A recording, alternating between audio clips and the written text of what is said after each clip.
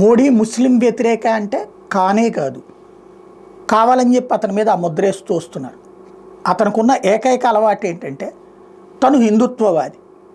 హిందుత్వవాది ఎవరు కూడా అన్యమతాలని దూషించరు, ద్వేషించరు.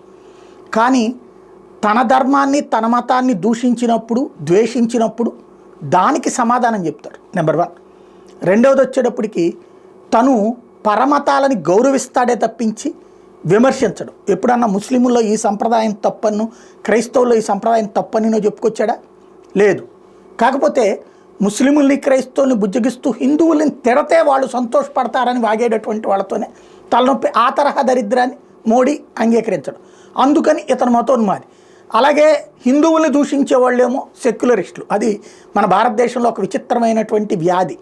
అది సెక్యులర్ వ్యాధి అని చెప్పి కరోనా కంటే చాలా ప్రమాదకరమైనటువంటి వ్యాధి. ఇది ఎందుకు చెప్పాల్సి వస్తుందంటే ఇప్పుడు ప్రపంచంలో ముస్లిం దేశాలు అంటే ఫస్ట్ చెప్పేది ఏంటి? ఆఫ్ఘనిస్తాన్ కాదు, పాకిస్తాన్ కాదు, ఇవన్నీ కన్వర్టెడ్ కంట్రీస్. ఒకప్పుడు వేరే మతంలో ఉండి కన్వర్ట్ అయిన వాళ్ళు, హిందువులుగా ఉండి కన్వర్ట్ అయిన వాళ్ళు. బంగ్లాదేశ్ అయినా, ఆఫ్ఘనిస్తాన్ అయినా, పాకిస్తాన్ అయినా ఇవన్నీ ఒరిజినల్ ముస్లిం దేశాలు ఏంటవి? సౌదీ అరేబియా, దుబాయ్ ఇట్లాంటివన్నీ కూడా, ఖతార్ ఇట్లాంటివి.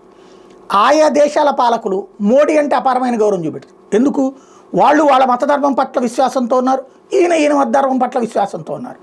వాళ్ళు వాళ్ళ మతధర్మాన్ని దాటి యువతలకు రారు, ఈయన మతధర్మాన్ని దాటి యువతలకు రారు.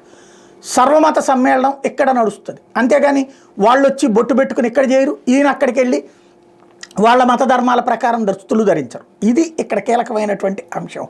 తాజాగా ఖతార్ పాలకుడితో మోడీ వెళ్ళి రిసీవ్ చేసుకున్న తీరు, లేదా సౌదీ అరేబియా యువరాజు మహమ్మద్ బిన్ సల్మాన్ వ్యవహరించే తీరు, ఇవన్నీ చూస్తే నిజమైన ముస్లిం, బాధ్యత కలిగిన ముస్లిం అర్థం చేసుకుంటాడు.